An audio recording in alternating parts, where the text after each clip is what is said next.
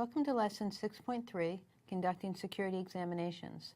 In your Candidate Information Bulletin, we are in the Security Assessment and Testing domain. We are in Key Area of Knowledge B, which is Conduct Security Control Testing, and Key Area of Knowledge D, which is Analyze and Report Test Output. Our topics are going to include a documentation review, log management reviews, rule set reviews, system configuration reviews, network sniffing, file integrity checking, and synthetic transactions. Now, security examinations passively review, study, inspect, observe, and analyze object-related information to facilitate understanding and compare to standards or baselines or to obtain evidence. I want to stress that security examinations are distinct from operational reviews, which are considered part of regular system maintenance and monitoring, and security examinations are distinct from development, staging, pre-production, and production code reviews, which are part of the software development lifecycle. Security examinations are also different than testing. In our earlier lesson, we talked about examination and testing, and we said examinations were passive and testing is active. So in this lesson, we are going to focus solely on the examination process. So security examination techniques can be manual or automated and include, but are not limited to, documentation reviews, a log management review, rule set reviews, system configuration reviews, network sniffing, file integrity checking, and synthetic transactions. We're going to look at these, but certainly this is not necessarily an inclusive list. So the objective of documentation review is to identify inaccuracies, gaps, or weaknesses that could result in missing, improper, or ineffective security controls. Important to remember that documentation review does not ensure that the security controls are implemented properly. We're just truly here looking at the documentation. We want to ensure that the documentation is complete and accurate.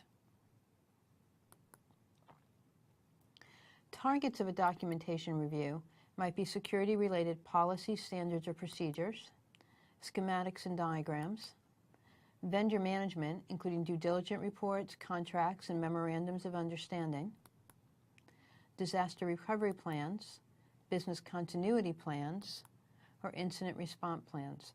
So really looking through that documentation to make sure that it is complete, it is accurate, or even taking a step back, that they actually even exist. But we're not verifying that the controls associated with any of those plans or any of those documents actually work. In a log management review, the assessor wants to ensure that there is adherence to log monitoring and management policies, standards, and procedures. So a log management review may reveal misconfigurations in how your logging is set up. It may point to a lack of detail, missing systems, so systems that actually aren't logging, a misapplication of policies, or failed processes. Log management reviews may also reveal improper handling of or access controls to log data. Now, in subsequent lessons, we're going to be talking a lot about working with logs and log management and log administration. The perspective here is just the examination of the log management process. A rule set review, whether it's a firewall or an IDS or a router, is to ensure that the rules are correct, that they're complete, that they're justified from a business perspective, and that the device is configured in accordance with organizational standards.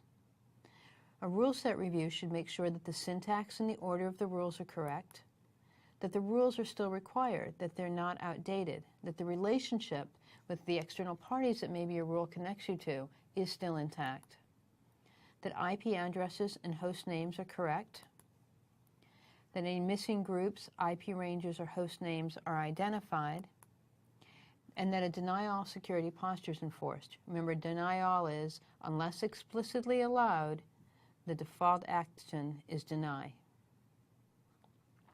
And lastly, in our rule set review, we want to make sure that signatures, configuration files, firmware, and operating systems are up to date. The objective of a system configuration review is to identify weaknesses in system configuration any variations from our baselines, and nonconformance with adopted industry standards and recommendations. A system configuration review may be automated, it may be manual, or it may be a combination of both techniques. Access to configuration settings generally requires assignment of privileged access, perhaps administrator or root. For example, in the Windows environment, in order to truly see group policies or local security policies or registry settings, we need to have higher level privileges or administrative access. If you're wondering, either as a custodian or as an assessor, how do you know what are the best practices? What are the configuration standards that you should be looking at? There is some excellent guidance out there, and it's the National Checklist Program. The National Checklist Program, or NCP, is the U.S. government repository of publicly available security checklists or benchmarks that provide guidance on setting the security configurations of a huge variety of operating systems and applications. The Security Content Automation Protocol, known as SCAP, is a method for using these standards to enable automated vulnerability management, measurement, and policy compliance. So, for example, FISMA compliance. The National Vulnerability Database, NVD, is a U.S. government content repository for SCAP. So let's take a look at the program. So here we're out at the National Vulnerability Database. Again, this is our checklist program repository. And you can see that we have a search option here. Your target product, starting with all the way up with Access. You can see it's going down through Cisco and HP and just on and on, all of these various products that checklists exist for. You can also look at it by category. You can look at it by authority, meaning who published the checklist. And then all of your matching options will show up down here, and you can see the target product, the category, the authority, when it was last modified, the checklist name and version, and resources. This is an excellent resource for understanding security configurations. Another form of examination is network sniffing. And the objective of network sniffing is to monitor network communication for security violations or for the presence of unauthorized applications or devices.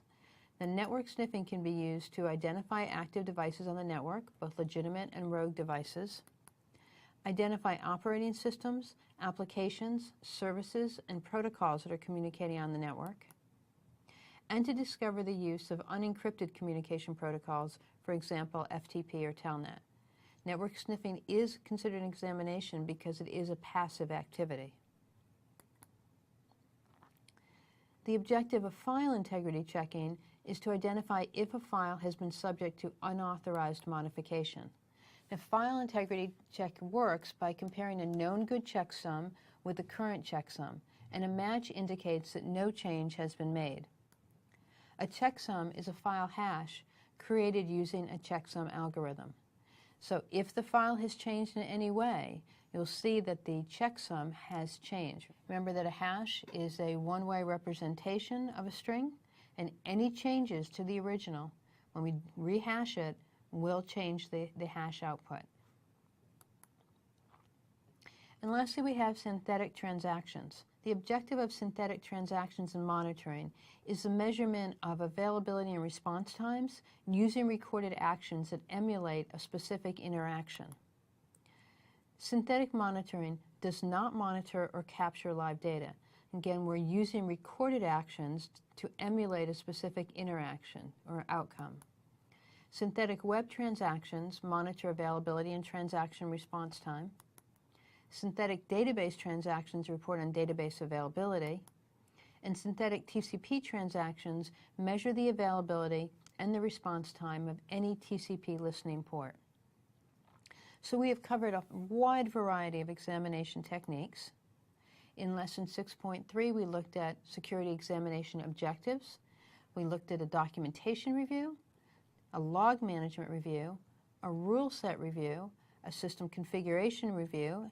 We also looked at the National Checklist Program, network sniffing, file integrity checking, and synthetic transactions. What all of these have in common is that they are passive activities. So that brings us to our lesson 6.3, Match the Meeting. The terms for this lesson include a documentation review, log management review, rule set review, configuration review, network sniffing, file integrity checking, synthetic monitoring, and checksum. So take a few minutes. I'm going to match up the column on the left with the column on the right, so put me on pause. When you're ready, come on back and we'll go through them together.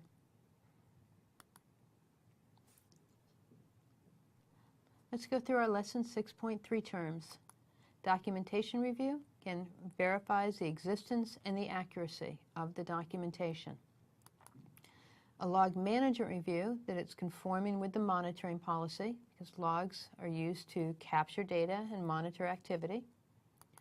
A rule set review, we're going to be looking at the correct syntax and order. Remember, these aren't all exact meanings. These could also be functionality.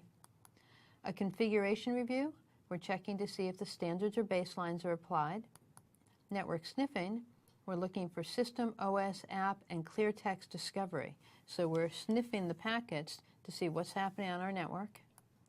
Our file integrity checking is our checksum variation so that we can tell if a file has changed. Synthetic monitoring is when we use recorded transactions, and one of the things that we can do is we can use it to predict availability issues.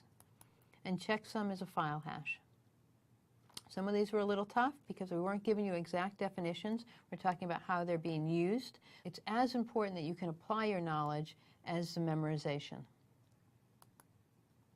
So we're going to end this lesson, as always, with our CISSP exam tips.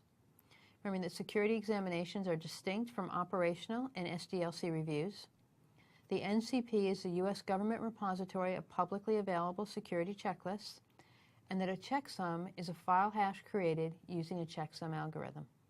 So thanks for joining me for this lesson. I look forward to seeing you in the next.